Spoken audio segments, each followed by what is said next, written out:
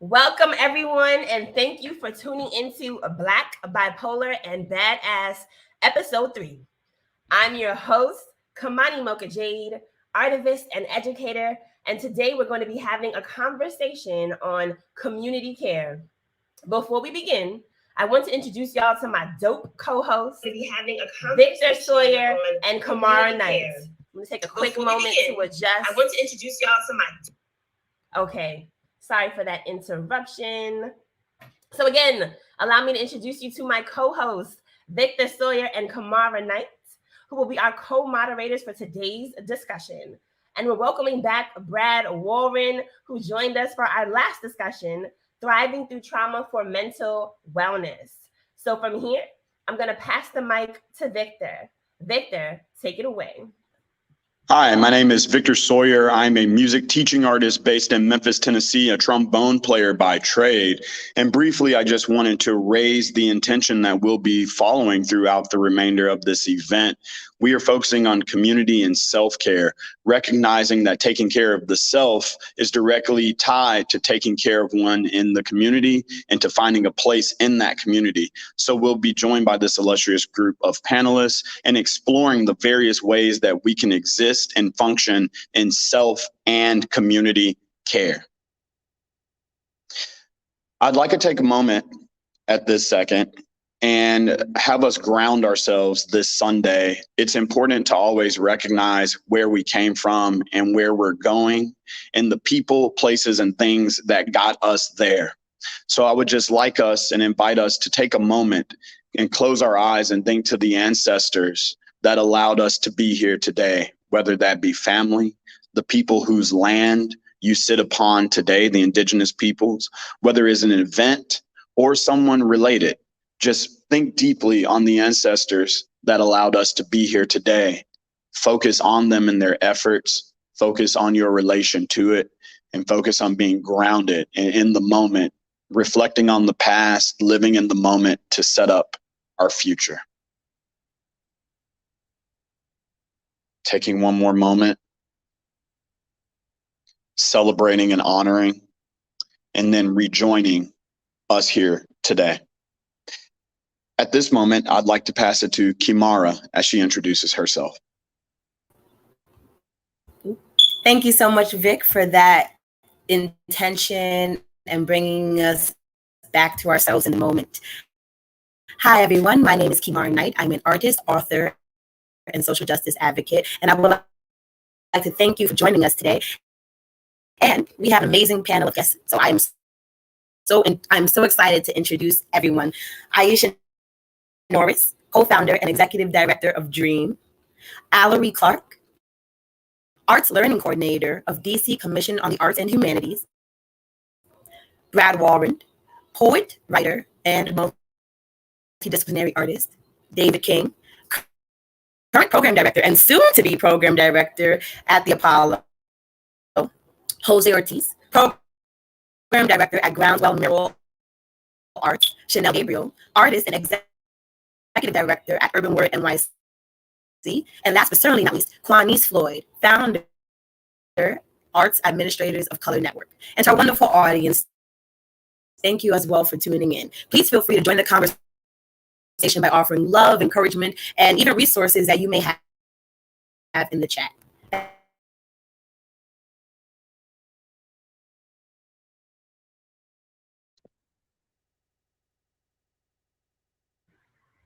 So we're going to pass the mic over to Victor.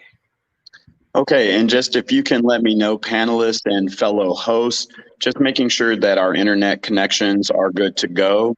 If it's something on my end, please just let me know ASAP and I can seek to switch to a different device. But just please, as we go along, please just always let us know if the technical capabilities are not where they are. So once again, welcome this morning. Our purpose is to focus on community and self-care, both as artists and people who often deal with mental health issues. We know that the pandemic has posed a challenge, but we also know that it's just magnified existing challenges. And so we're going to move into our panelist questions. And with that, I would love for Kemara, my co-moderator, to throw out the first question, focusing on the artist. Kemara? Thank you, Vic. So to start off, we would like to ask you, the panel, what are, excuse me one moment, technology, the beauty of digital. What is your personal culture of active arts? And feel free. I would like to jump in on that one. Can you hear me clearly? Yes. All right. So DREAM is an acronym. It stands for Dare to Revitalize Education Through Arts and Mediation. And we're focused on culture shifting in education in order to dismantle the school to prison pipeline, which is by far one of the largest social injustices in America. What we do is educate all stakeholders involved in our youth's development, educationally and personally. So that's how I contribute, by creating a system to do this for our young people. I guess I can jump in. My name is Chanel Gabriel. I am, I guess personally, I'm a poet and a singer. And through my art, I try to make sure that I'm speaking to the issues that greatly affect myself, affect my community and my people. And I also am the executive director at Urban Word NYC. And the goal with Urban Word is to continuously find and champion platforms for young people to be able to be the next leaders through poetry, through creative writing, through hip hop and the arts, to be the activists, the people that will continue to be the change makers in our world. As we know, young people have always been such. And so just wanted to cultivate the next generation. This is David speaking here on Muncie Lenape and Canarsie land. Good afternoon, everyone. I would say personally, as an interdisciplinary artist and curator and such, I try to put myself in spaces with intention, at least, especially in the last few years, with intention that align, yes, with my interests, but beyond that, get to the notion of kind of organic collectivism, right? I heard a few years ago at one of those physical spaces pre-COVID, someone said the answers are always in the room, and that has stayed with me, and that continues to stay with me. We don't need a savior, right? The answers are always in the room. So personally doing that and being an intentional listener as well. On the more macro or institutional front, if you will, yeah, the places where I work. So subversively and explicitly, using what I have to offer and using what they have to offer, in tandem. So I'll give the org something, but I'll take something from the org, because as long as it's actually and actionably giving back to the causes that I care about, or to my people. So subversive and explicit. Thank you so much for sharing. We have time for one more. Hello, everyone. My name is Jose Ortiz. I'm currently residing on the land of the Lenape and Wappinger communities. My background is as an artist. I'm a painter. I'm also an art educator, and I specialize in youth development. Historically, I've worked with Black and Brown students and their families to cultivate their talent through portfolio development, career exploration, and mentorship. So I'm specifically working with young artists, but I also work with youth at all different levels, and using art as a tool for social change. I strive to develop programming that provides insight into navigating the art world and information sharing from other artists in the field whose life experiences reflect those of our young people, and ask them to share their trajectory. Thank you, everyone who shared thus far on your personal culture of activism. Now we're going to go over to Vic to understand more about the impact of the pandemic. Vic? Thank you. It was wonderful to hear about the contributions that you make either directly or through the programming that you interject in your community. And of course, thinking about the work that you all are doing, there is a balance, right? Once again, going back to community care and self-care, but caring for oneself while creating space for caring for the community. And I'm wondering, throughout the pandemic, how has your work as an activist, an artist, but also just making sure that the community feels supported, that you feel supported and able to serve your community, what challenges and maybe benefits has the pandemic given you and poised to you as far as community and self-care is concerned? And I'll throw that out to all of the panelists.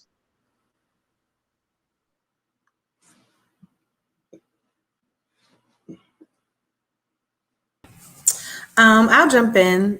So the pandemic was actually an interesting time for me, recognizing that people, of course, struggled in different ways and had several different experiences. But for me, it was a lot of time being alone and self-reflecting and really centering what I want, not only in my life, but in my professional career. I'm part of the Great Resignation because I was sitting at home really just reflecting on those things and made a decision accordingly. And so for me, it was really a time that I really value and just, again, centering what I wanted. It's so easy in everyday life to just kind of get up and go to bed and get up and do the things you need to do and go back to bed.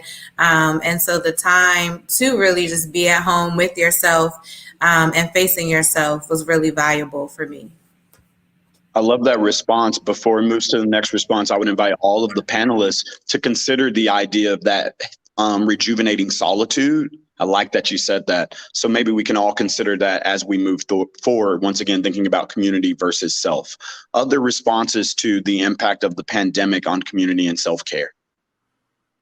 I know for me, while usually all the work that I do, a lot of focus is on our community partners.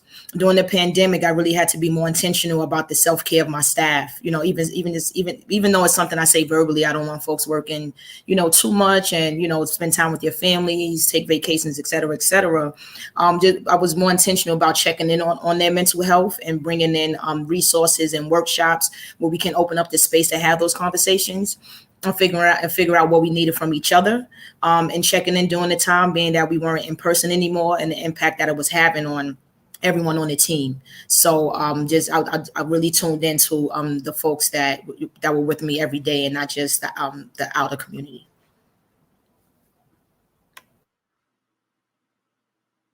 Other? I just want to briefly drop 3 names for folks who personally impacted me.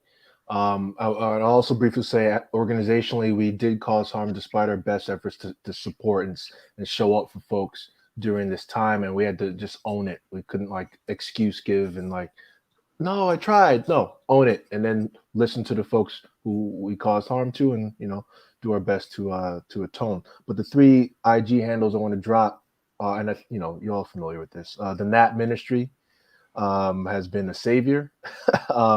Atabe Rev, atabe.rev on Instagram, Dominican social worker in the Bronx, really healing, and also artist Melissa Kobe. So a lot of Black women and just Afro-Latinas helped me through this time.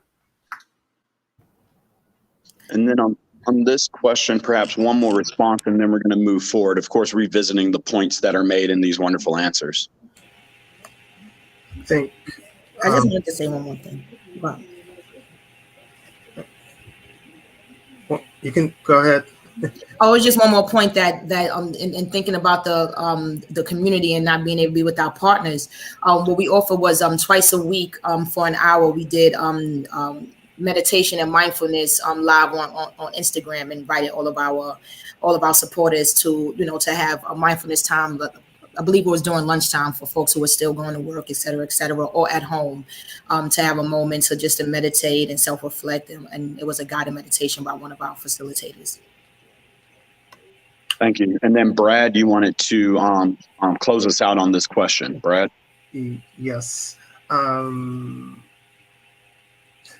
think sometimes we lose touch with how extraordinary a gift creativity is. And really, the pandemic for me was recentering inside creativity, understanding the honor that we have to be able to make worlds, to be in touch with that, and the extraordinary gift that it offers not only to ourselves and to others. And that for me was part of the power of the pandemic, in that, in as much as we are collectively going through horrific realities. At the same time, we get to take that in and also move through it and give offerings to others and help others reimagine what our world can be. Thank you. Always with the fire responses. Thank you for that insight. I want to move in. Kymani Jade has provided 2 excellent resources as we were doing the planning of this event. And they're related to the questions that were just presented. One is the Caribbean Cultural Center for African Diasporic Institute. They've launched a campaign, #ArtsGoBlack. Once again, #ArtsGoBlack. And what I'd like to throw out to the panelists is a question in response to this. What I'm hearing is this recentering of the self while still feeling responsible for the community, owning the hurt we caused. What a powerful statement. And so the Caribbean Cultural Center in their Arts Go Black campaign is around the addressing of the challenges that the Black Lives Matter movement presented, right? We know we had a lot of commitments to racial diversity, to equity, and to representing people of color, Black people, Black women, Latino, Afro-Latino. However, the question is around that, what does it actually mean? Once again, going to the Arts Go Black campaign, moving beyond just saying we're doing something, but moving to amending your mission to address racial and social injustice, to center art from people of color and color communities of color, not only through activities, but through engagement, through artistic presentation, but then also diversifying board and staff. And so what does community care look like moving beyond just saying we care about the community? And I'll throw that out to the panelists.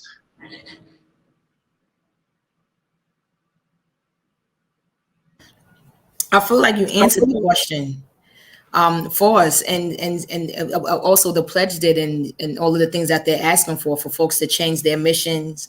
It's not just about what we say, but doing things in action.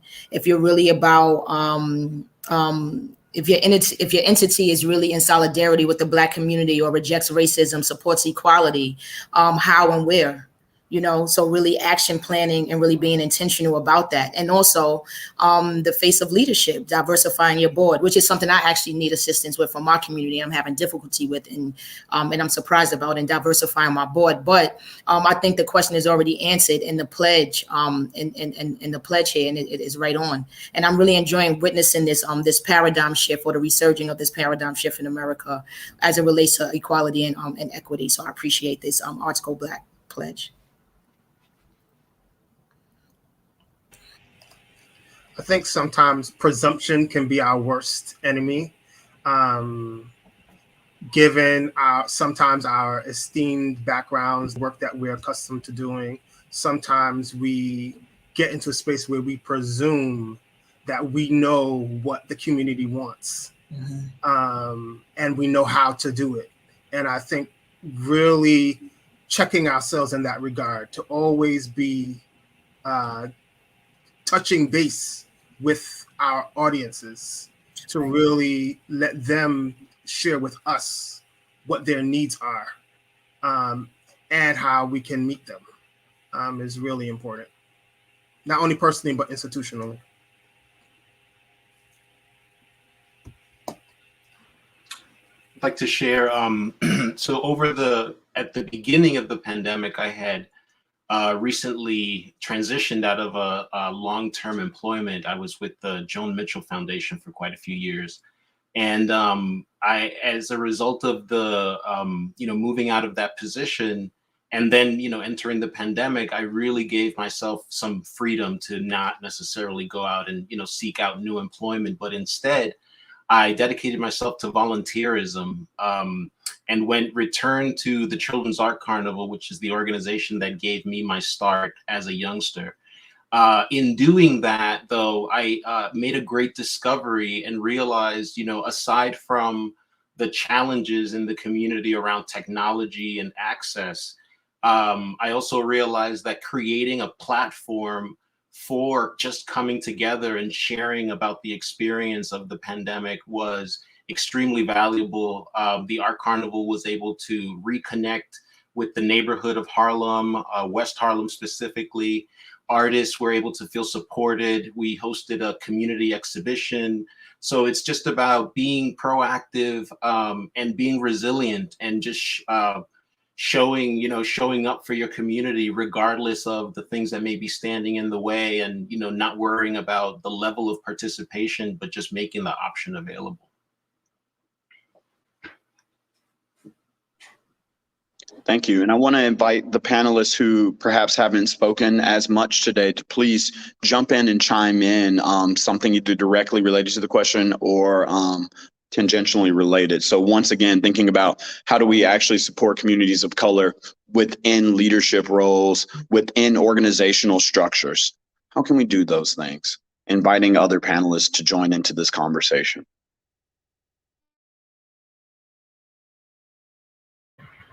I'd also like to quickly note that while Quanice Floyd is with us today, she is experiencing a few technical difficulties, which is why her camera is currently off, but she'll be jumping in as she can as well. Thank you. I want to move forward. This is a related question, but it speaks directly to the role of Black women in arts leadership. The Arts and Education Roundtable based in New York City is around centering Black women in leadership in arts education. One of the ideas they've presented is the idea of a black ceiling, right? We've heard of the glass ceiling, which refers to the limitations that systemic misogyny and the system of patriarchy has placed a limit on the agency of women in various fields. But of course, what we know is that Black women and other women of color are often even more affected and oppressed in these regards. And so can someone help me understand and highlight why is it so important to have Black women in leadership, particularly during these times of community care? And if we can start off with David King, who was actually one of the authors of the List of Demands, that'd be awesome. I was gonna not go first because I'm gonna be a man telling you why, but actually, in a way, I get it. So yes, humbly one of the co-authors of the campaign, but led by many like Black women. Toya Lillard is a force in this, so I want to give my all credit to her for sure. Long story short, Black women are at the intersection of the racial wealth gap and the gender pay gap. That's insane. Yeah, we're going to keep saying, like, in 2021 this is happening, and then we're still in 2040. It's just like, unless we do something about it, it's still going to happen. That it's inhumane, and I think you're seeing, from my perspective, right? Like, I'll drop the website and the link in the chats and all that in the comments. But from my perspective, and I'm just speaking for myself here, we're seeing a dearth of leadership. We're seeing a failure of leadership. We're seeing staid, old, tired ideas that are like slowly eroding the fabric and like the infrastructure of this country. I don't care if I'm talking micro, I'm talking neighborhood, I'm talking macro, I'm talking federal government. Like this isn't a Democrat Republican thing. I'm saying just leadership is failing, and leadership isn't reflecting the actual demographics of this country. Leadership, not even arguably, leadership has never reflected the ingenuity and the resourcefulness and the compassion of Black women, period, and the end. So how about we, simply make efforts to change that? So last thing on this is the list of demands is there.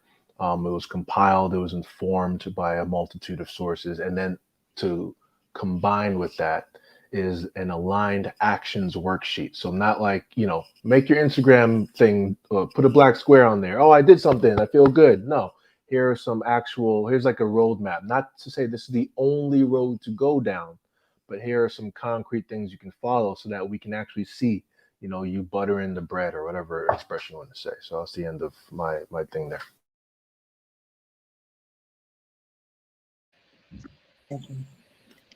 Thank you. Would anyone else, before we move on and I turn it back over to Kymara, would anyone else like to respond to that question or what was just said? And welcome back, Can you all Juanise. hear me? Yes. Hey y'all. Hey. So yes to everything David just said. And first off, let me just start off saying Black women are the shit. I don't know if I'm allowed to cuss or not on this panel, but we are the shit. And so we've been ignored since the beginning of time. In America, I'll say in America. We've been ignored, and the intersectionality is not there in the arts and culture field. And I actually just had a conversation with a graduate student on Friday who's doing a paper on Black women in arts leadership positions. And she was getting a lot of pushback from her advisors as to like, why can't we just talk about women in the arts? Because white women have been leading the arts for decades, right? And so, you know, David talked about Toya Lillard, and she has a live Instagram program called Black Women Are Reliable Sources, and that's exactly what it is. That's what we are. We're reliable sources. And when we think about our oppression, the oppression of Black women goes, sorry for the background noise, the oppression of Black women goes so far and so deep that once Black women feel liberated and feel free in our own work, then everyone else is free. And so there needs to be a lot of work that needs to be done in the field, and we need to center Black women's voices. Again, we're the shit, and we need to keep doing it.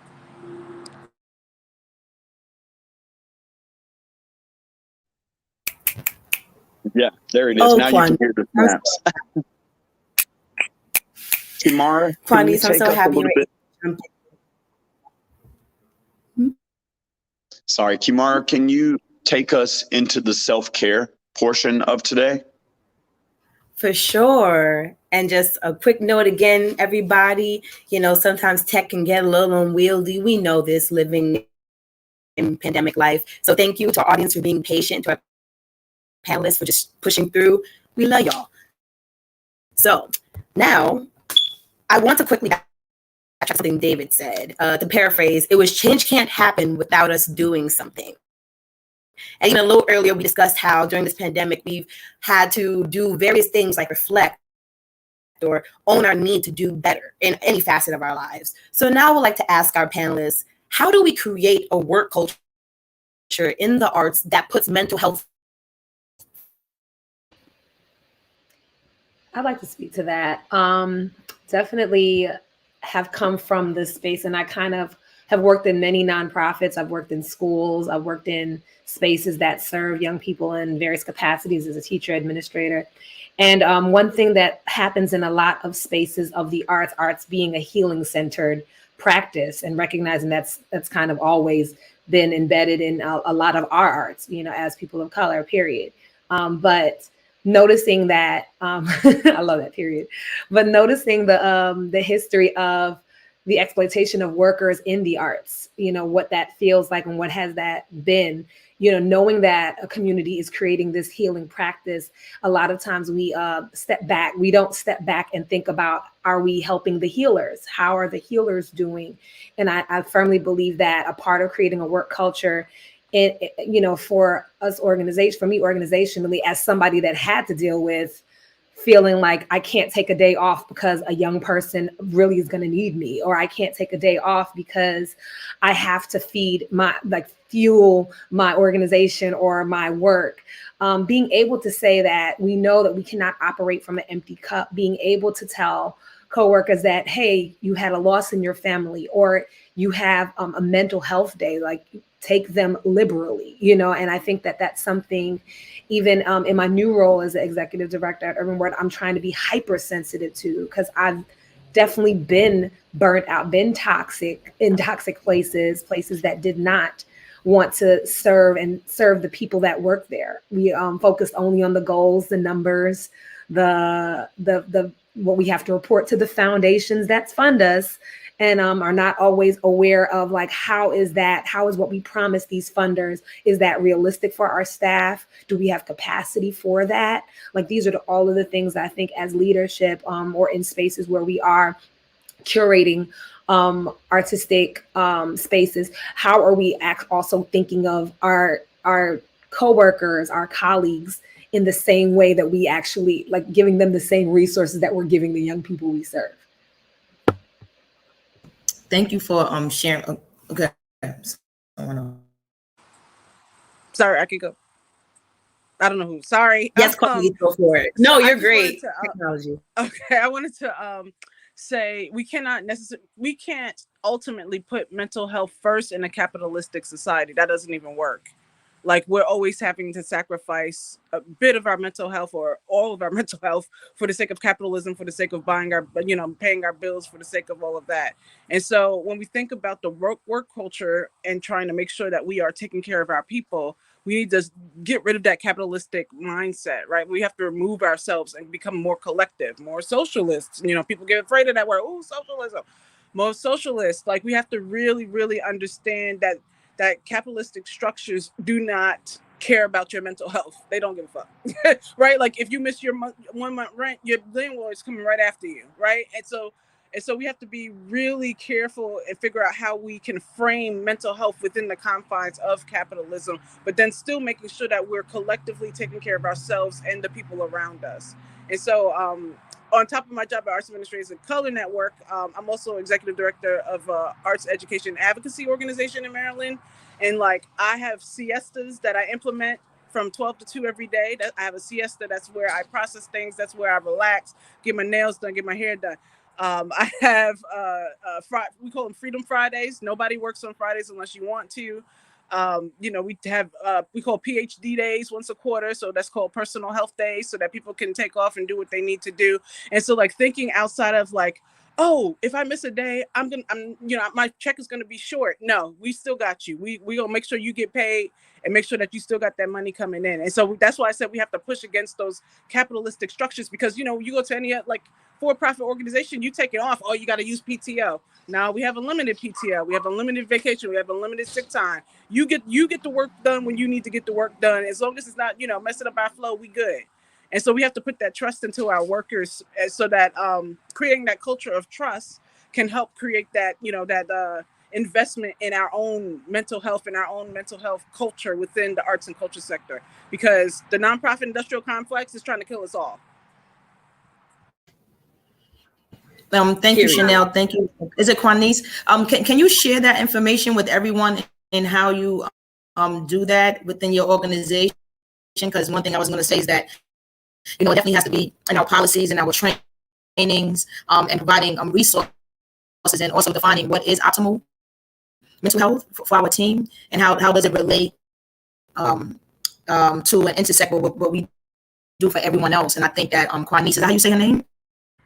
One moment, Aisha. I apologize for cutting in. So we seem to be having technical difficulties with everyone's audio, and it may be an internet issue because there's so many of us on the stream. 10 is the max. So I'm going to ask everyone to just slow down as they talk, because you're not going to pick it up, but we will. Okay? So sorry for the interruption. Please continue. Oh, so I was saying thank you to Chanel and Quanice. I'm hoping I'm pronouncing her name correctly. And that it has to be part of our policies, our training, and also defining what is optimal mental health within our organizations, and how can we provide those resources for our teams in the same way that we provided for the people that we serve. And I would like for Quanice to please share what she just said to us. If she can share it in the chat or the comments, the PhD day, the other things that she does. I thought those were great suggestions that I would like to take a look into from our organization. And I wanted to follow.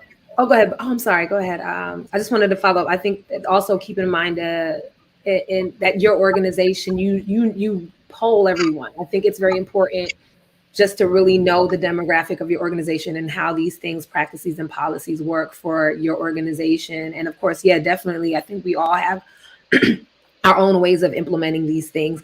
I know for us, yeah, we have a very flexible work schedule, and it very much centers on whether the work is getting the work done rather than if you do it between 9 and 5. I think that's in a small way, if anything, still a level of accountability, but still there. I think there's all of these smaller steps that are things that do allow people to be able to balance their lives and balance the other things. But definitely, yes, Quanice, please share. I'd love to hear more about what you're doing.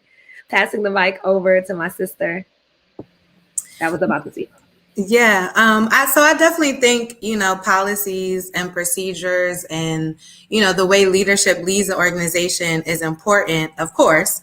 But I always find this question or conversation about self-care interesting because I personally have never had a work-life balance issue, because for me, it's just something that you do. I mean, even a lot of us have worked in organizations where that isn't set. And of course, we have formal and informal culture, and you just have to take it upon yourself to do it. I mean, I have no problem shutting down at 5 p.m. or whatever time I need to, whether I've had an official conversation with somebody or not.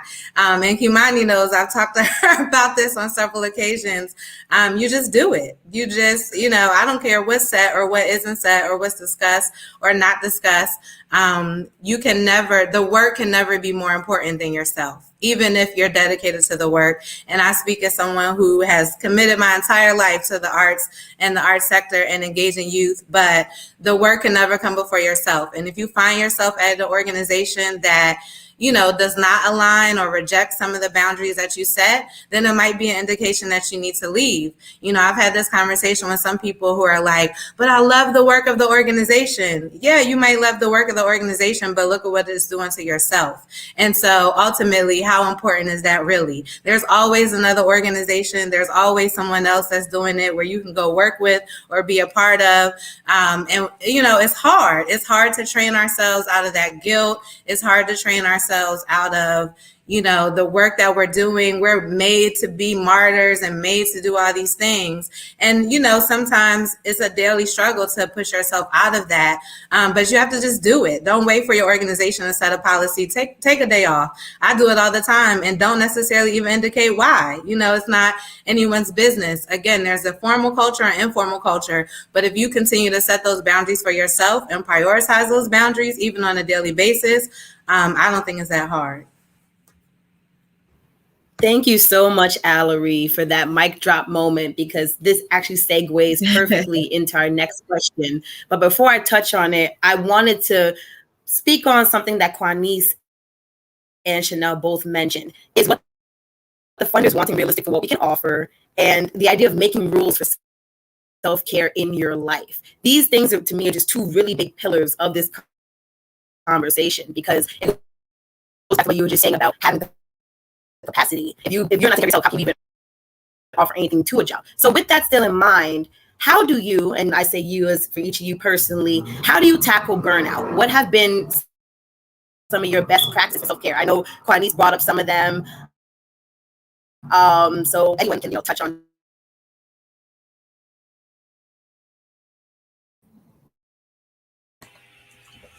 I think it's sometimes when we think of self-care, we focus on what we're doing rather than why we're doing it. And so even accepting that this intentionality, so it's self-care, is a form of work in itself. It's not something that happens by accident. It's not something that just happens because our organization is permissive in certain ways. We all have individual scripts that are connected to our labor, are connected to our service, and doing the work to understand what are yours and to recognize the ones that we can begin to unwind and recalibrate is a powerful exercise and a powerful way to focus how we change and transform our work lives over time.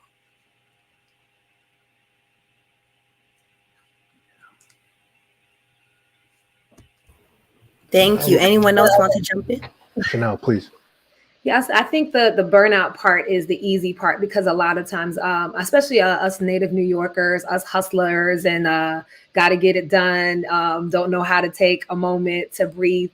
I know that burnout is something that I feel physically in my body. I also have lupus and advocate for lupus. When I do not take care and step back, and my body literally yells at me like, Chanel, oh, we're going to take you out for 3 days. How about that? Like, and I'm always encouraging people to not get to that point.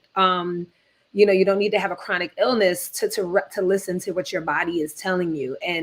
And there comes a point, realistically speaking, when you are burnt out that you're not even doing your best work. You're better off actually just stepping back and saying, you know what, I'm going to come back 3 days from now. I'm going to come back after this weekend, or I'm going to, you know what, I have a little money, little change in my pocket. Maybe I need to just do a staycation at a hotel and turn off everything. I think that those are things that I've tried to do.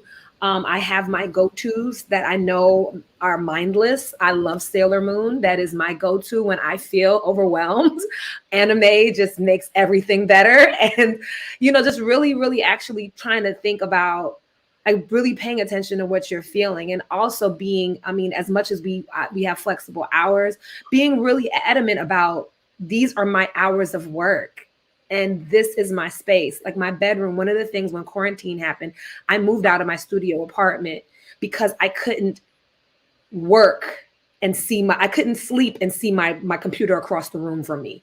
So I had to get a one bedroom apartment, and I do not bring my laptop into my bedroom. Like these are like the structural things that really helped me to like disconnect, because I was not disconnecting. So I think we all just paying attention to what are the things what are the reasons why. Like after a while, I was working a lot because I was trying to prove something. I was trying to prove that I deserved a position that I got. Like I felt like I had to let everybody know I'm on point. I'm answering text messages on the weekends. After a while, I was like, I'm not responding to any of my board of directors on the weekend. You will get an email on Monday. And having to set those boundaries and not feeling guilty or like I'm not a professional or I'm not on point if I let 24 hours pass and not answer an email that's not even urgent.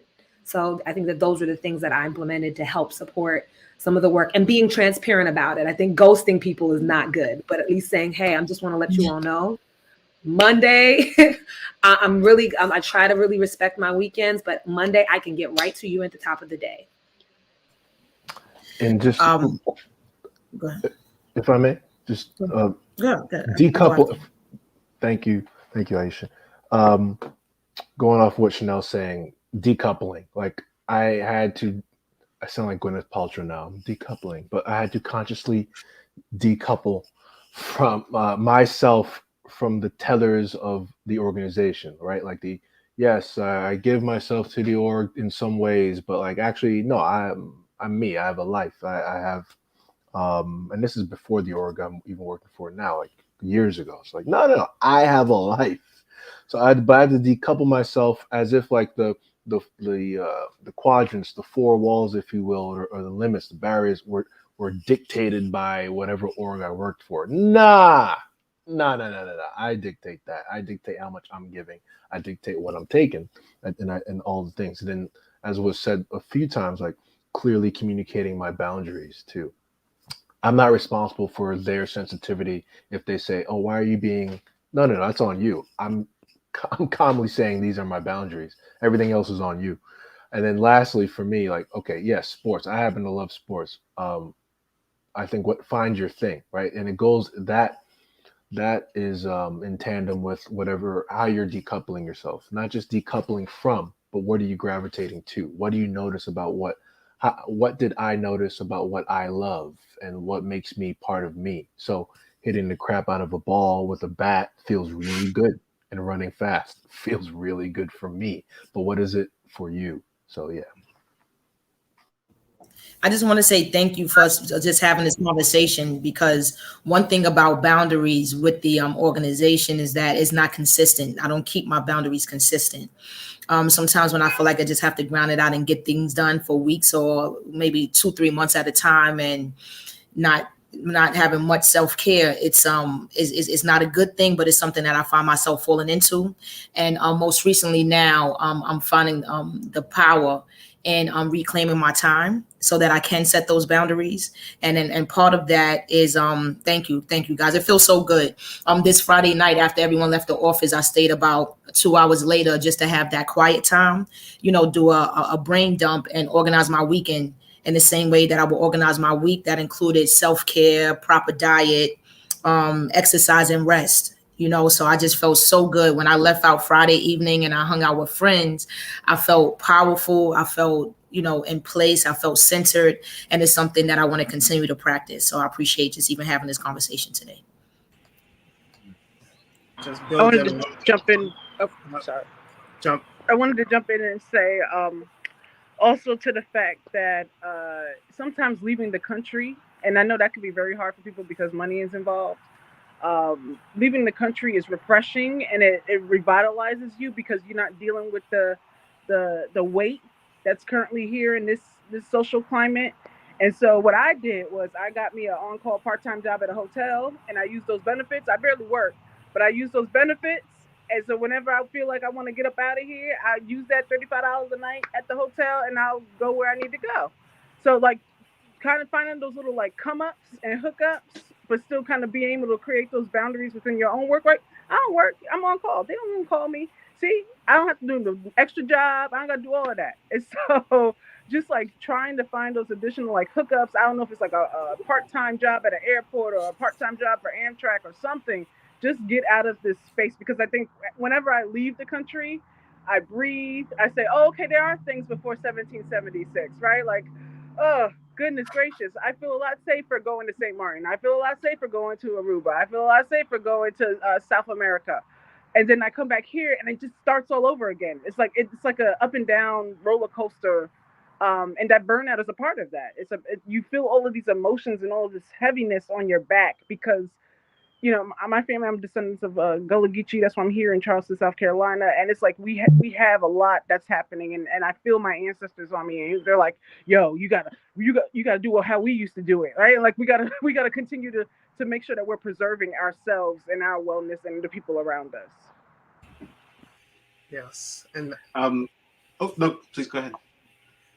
Please. I was just saying, for some reason, the word abundance is circling in my brain here. Really tuning into what our source is. It's bigger than us. It's bigger than any organization that we're working for.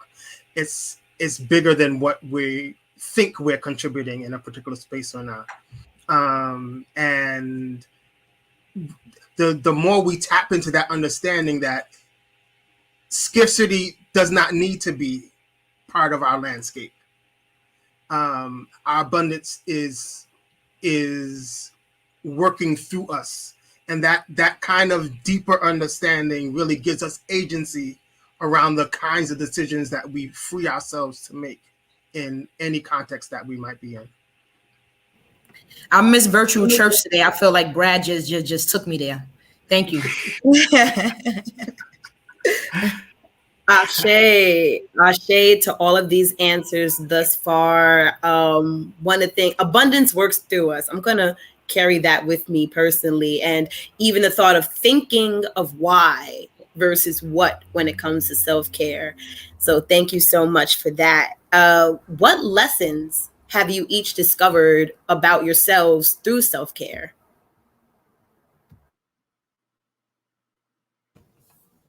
The bad habits that I picked up from mentors that I've watched do this work, and their poor sense of self-care and adopting those behaviors, and so working my way out of those, and appreciating time for self. I don't have to book every hour of my schedule. If there's free time there, leave it. I need it. I need to think. I need to do a brain dump. I need to take a nap.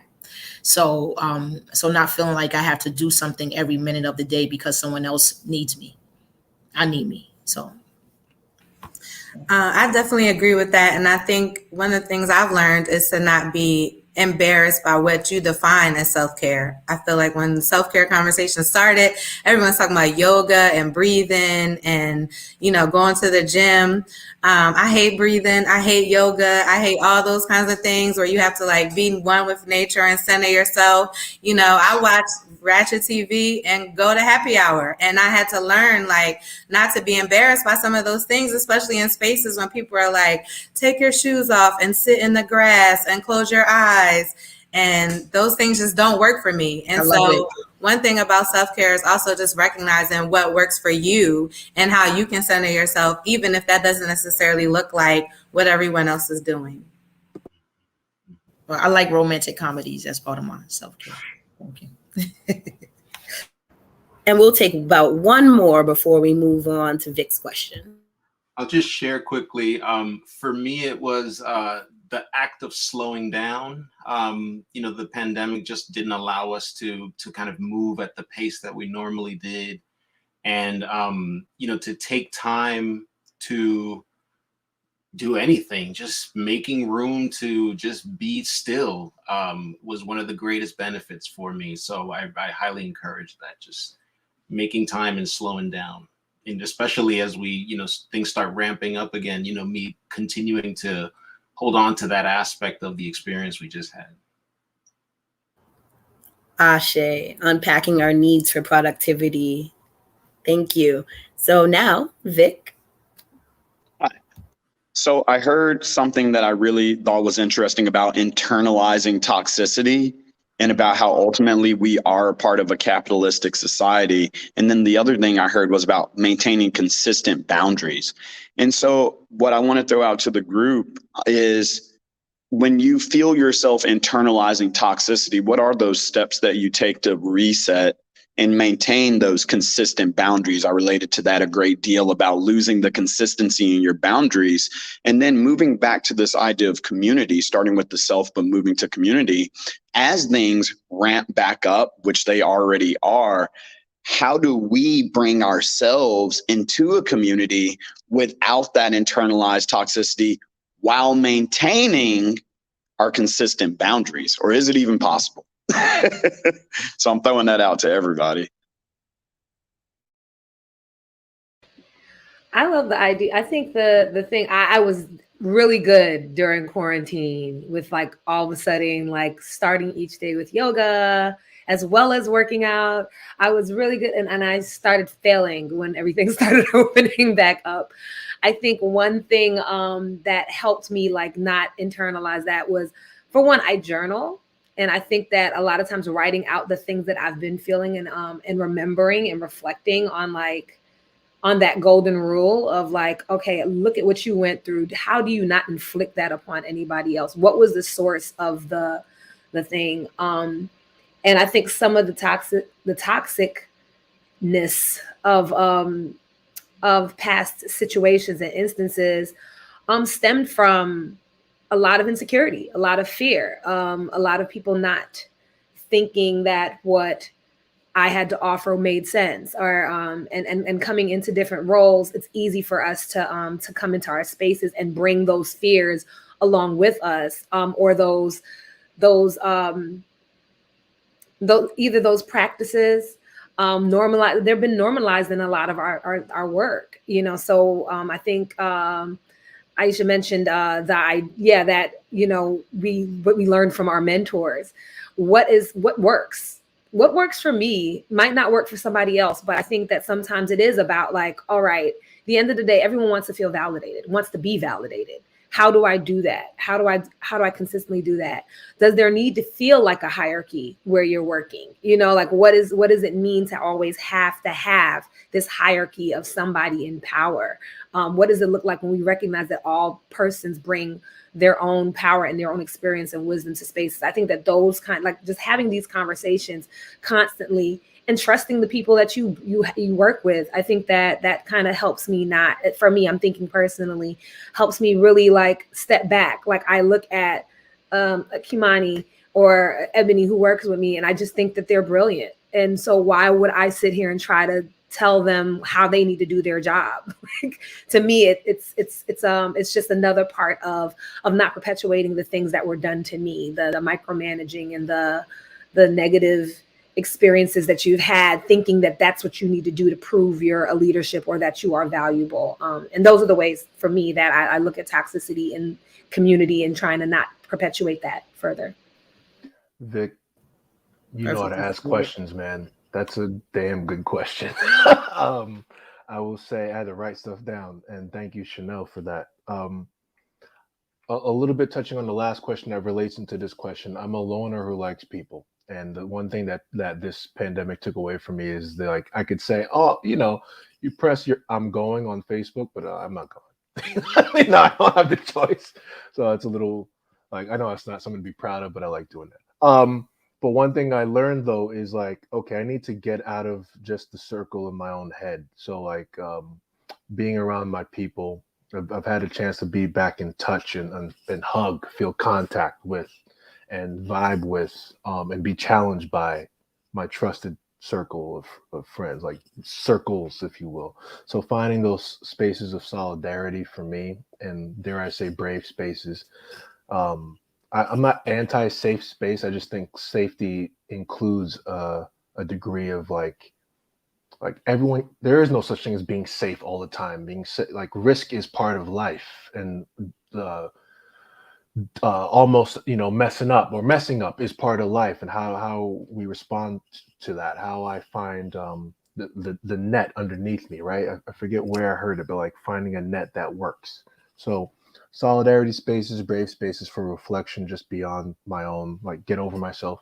And also the communication, and Janelle talked about it earlier, like just and called me out, don't ghost, but like say things like, so naming the elephant is important for me, including in those spaces that I just identified, right, those solidarity groups or whatnot, like naming the elephant in the room, or more simply addressing concerns that I feel like are pervasive, or at least compelling me to speak, but in real time.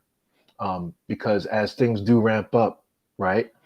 What's the pattern? The pattern is sweep things under the rug. Pattern is, as Aisha's talked about, and a couple of you have talked about, like sacrifice my own health or the health of folks who are doing the actual work for the betterment of the organization, or to fulfill the funder guidelines, as has already been mentioned.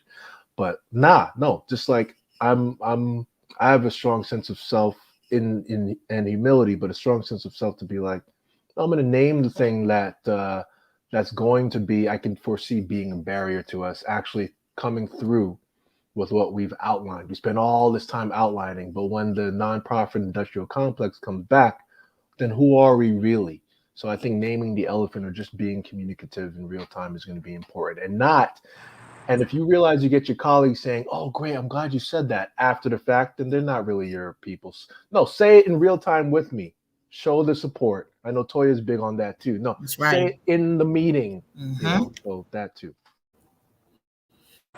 I just wanted to end with that perfection is a tool of white supremacy, and that this is a process, and we're not going to get it perfect because you ain't supposed to get it perfect, but we could just keep working towards what works for us. So I just want to kind of put that out there in regards to. Thank you, everyone. I just wanted to say one thing. One thing that thank you, David, and Shanice said something else. You said trusting your team. You said trusting your team, and it's really important that who we hire and who we choose to have around us, who we choose our right hands to be, and our folks to run out the everyday of our organizations plays a large role in our self-care and what we're able to let go and trust in the hands of other people. So essentially our self-care. Oh, okay.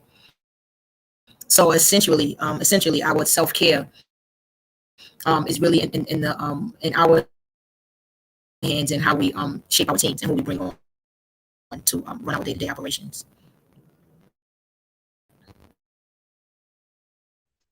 Thank you. Go ahead. Oh, I was just going to sum up by saying toxicity thrives in silence.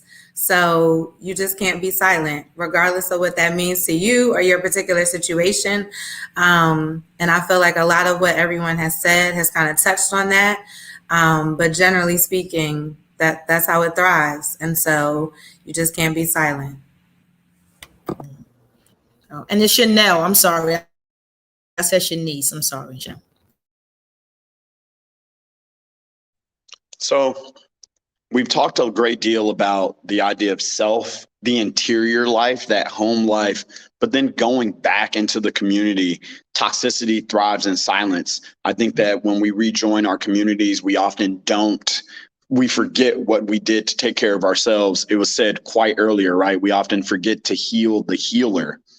And so as we think about what happens when we do consider these great tools and tactics and mindsets for self-care and community care, the question that I have is, what does that strong community look like? How is it strengthened, right? And I guess the question that we didn't really pre-plan, but not only how is our community strengthened, how are we making sure that we're not the only ones seeking to maintain that healthy community, right? Community means multiple. It doesn't just mean us.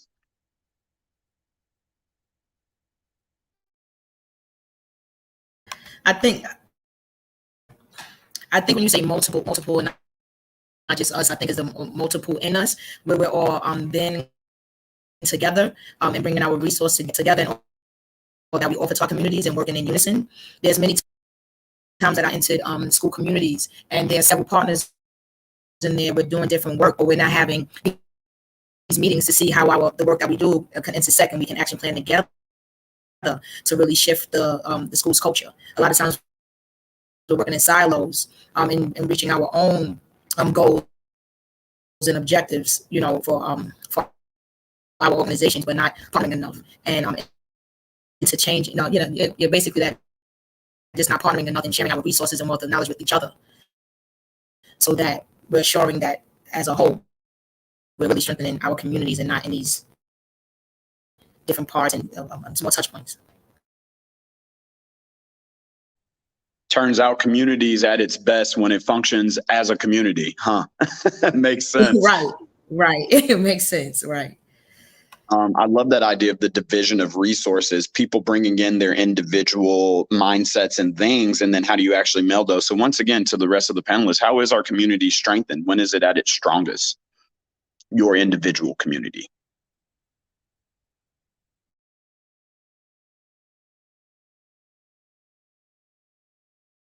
The only thing, and I'm sorry for taking this space, I'll just say briefly, the only thing that comes to mind is that there's no one answer. It's I don't even know if there's an objective answer. I think it is inherently, or in a way I can argue should be objective, but it comes with things that have been sprinkled throughout this conversation.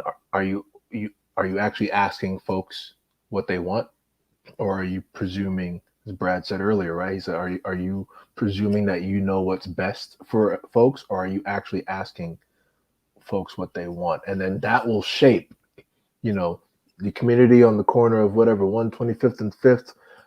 What the wants of that community may be different from the community on whatever Steinway and name it. So there's no reason why it should all look the same. But that's all I wanted to contribute to that.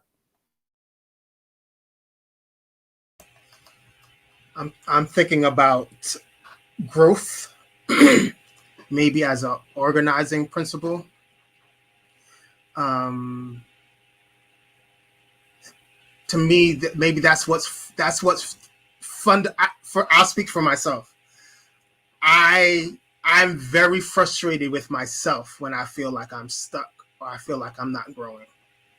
I know I get frustrated with others when I feel as if they're not growing.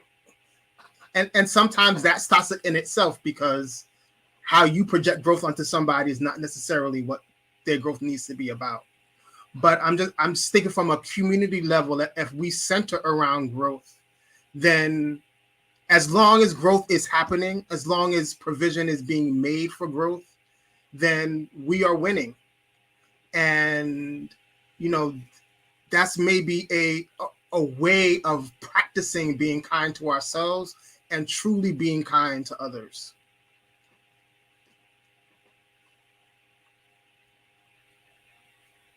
Thank you.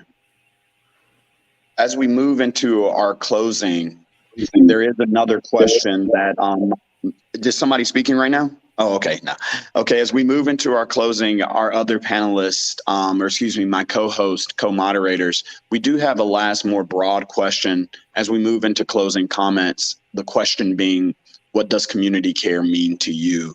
and why is it important? I know that's a broad question here in these closing moments, but we do want to ask that broad question because it's important as we seek to define communication, and clarity is key to building community.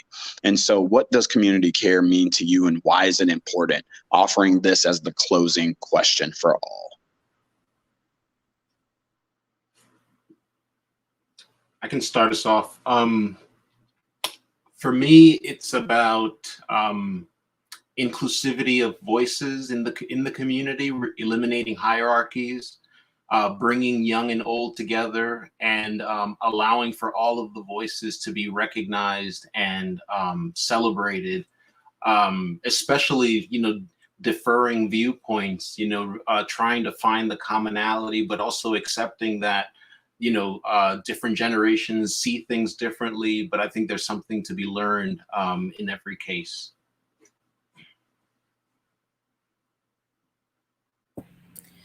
I would say community care to me really just means that everybody is good and everybody eats. And I think I center that in just so many different things that I do, whether it's mentoring or the relationships that I nurture or the friendships that I have or how I volunteer my time. I'm not necessarily wealthy where I can literally make sure everybody eats, but even if it's nuggets of information or, wisdom or advice, or even just being myself, and representing multiple things, a woman, a Black woman, all the different hats that I wear. And hopefully that someone can get inspired by that. Someone can develop an idea through that, and just continuing to center that. Not that notion that everybody eats, then just being yourself and volunteering your time in multiple ways will contribute to that larger goal. Thank you. For me, community care means empathy for one another, a place and space for healing trauma, having healthy relationships with one another, providing resources to each other, effective communication, positive youth development, parent support, and educating our educators, the ones who are with our young people every day. And why is it important? Without it, we have chaos, we have mayhem, and we don't have a healthy community. For me, community care means knowing that it's going to keep changing, knowing that it's never going to be stagnant. Care will look different to different people and to different peoples, depending on all things, both location, proximity, time, generation, gender, like all of these things play a role in that. And I think that it's important that we realize that it's not, it goes 3 steps beyond, like I mentioned, the golden rule of like treat others the way you want to be treated, but very much treat others how they need and want to be treated. I think that that's a big part of why we need to look at it that way. And for me, I think the overarching thing is sustenance and abundance. What does it mean to me, and why is it important? Sustenance and abundance. So I like living in neighborhoods that are kind of self-sustained. I like being around folks in communities of varying sizes who I feel like everything we need, we got, or if everything we need, we can provide.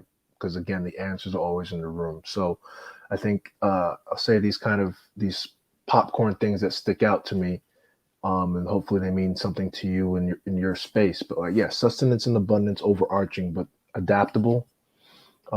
There's aspects of being decentralized that I don't necessarily think it entirely needs to be, but again, trust the folks. Chanel was talking about trust the folks that you bring on your team, and just authentic and supportive. And when I say authentic, I don't mean a predisposed or presupposed notion of what authenticity means, right? Like in order to be Black, you got to fit in this box. No, I'm not saying that.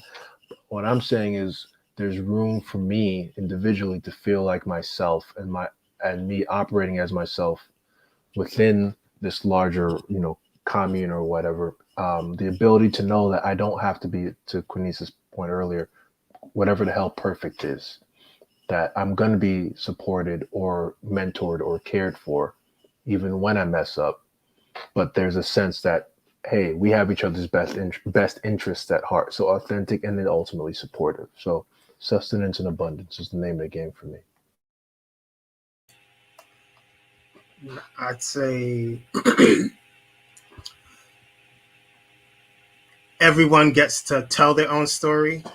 Everyone gets to create their own story. And as my younger sister teaches me, many worlds are happening at the same time. And even in our moments of our lives where we're triumphing, sometimes juxtaposed to folks in our lives, we may be projecting elements that are crushing others around us. So really giving lens to the range of stories that are happening at the same time, and really giving space for folks to feel like they are participating in the creation of new stories for themselves. Ashe. Thank you, I everyone, wanted for to say one more answering that thing. question.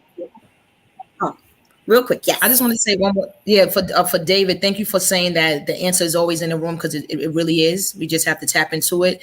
And for Brad, for keep bringing it back, that it's about what you want for us to really, ask our community what is it that they want, and not for us to assume. And I really think that's optimal community care right there. Always tapping into the community and figuring out what the community wants and hearing from it, not just from our experience as leaders. So I really appreciate you keep bringing that back to the conversation.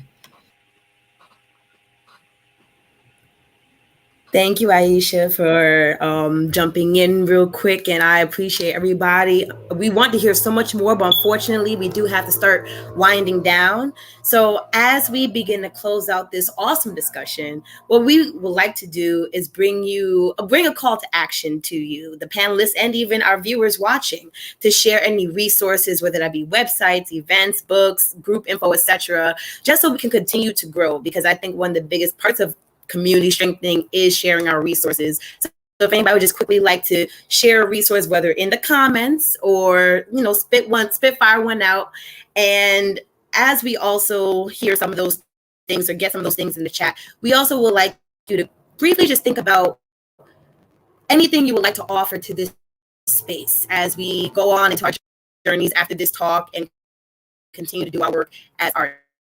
Real quick, maybe about a phrase or a word to just describe where you're at or how you would like to continue to just build the sustenance and authenticity that is artistry within the community, both within ourselves.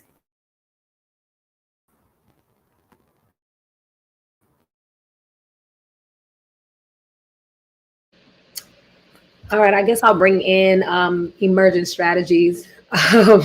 Just a couple different books. I think reading, mantra, quote, or resource. Got it. That's a little clearer. Thank you. I'll put it in the chat. But I think just listening to your body, to others, to your community.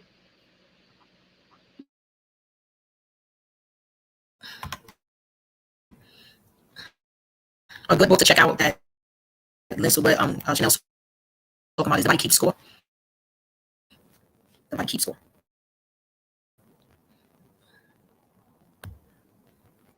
Aisha, can you try that one more time? Your audio had cut out really poorly, unfortunately. A book that speaks to what Chanel just mentioned is The Body Keeps Score. Thank you for that. Anyone else?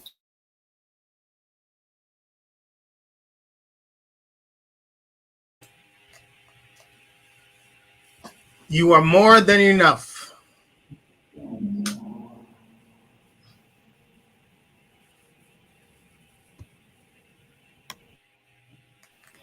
Got to cheat. One, Sonya Renee Taylor has been a resource, so look out for Sonya Renee Taylor. And finally, just reiterating, for those of us who do work in these institutions, Rebuild Reconcile and Reimagine Centering Black Women's Leadership in Arts Education campaign by the New York City Arts and Ed Roundtable. Please.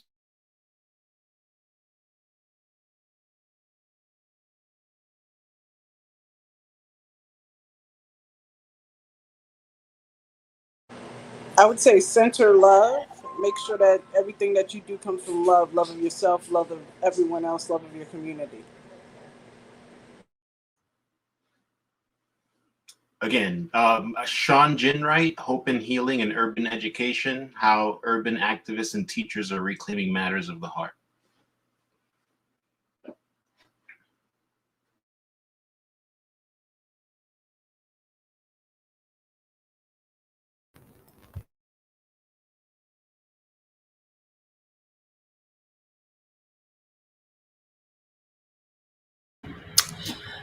Key, you're on mute. Technology is a liar. Vic, if you would please let everybody know how to find us in the future and forthcoming. Yes, of course. Please check all of our socials on the event, on the advertisements and the flyers, all of the social media and website, and particular happenings for the panelists, moderators, and hosts are in fact on that information. So please be sure to follow any or all of us for future information on our personal endeavors. And then in particular, please follow our wonderful, wonderful, wonderful tech wizard, our leader, de facto leader, Kymani Jade, who has really spearheaded what's going on here today and across these last few episodes. So thank you for that. And if you really want to make sure that you are kept abreast of everything happening with this group, this convening, please follow Kymani Jade, but of course, follow all of the panelists and moderators as our information is on the flyer and on all promotional materials.